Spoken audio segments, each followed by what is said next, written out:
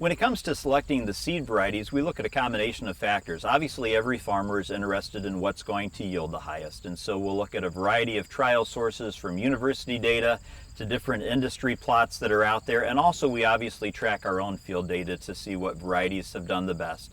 On our farm, we like to sort of know that our crop has an end use. So as I mentioned, we have high oleic soybeans here. There's a specialty market for those with the premium that's paid, so we want to make sure if we're putting a crop in the field, it's got not just a commercial commodity use, but it's got a specific end use that it can go to.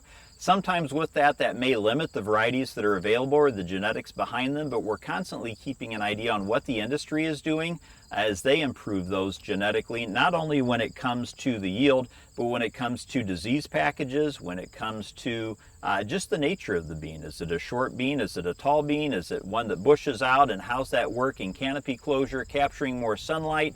All those different things that not only impact yield, but just the overall environment of our farm. So a lot of good things, a lot of research funded by soybean checkoff dollars and other sources to develop new varieties or to enhance those varieties that are out there.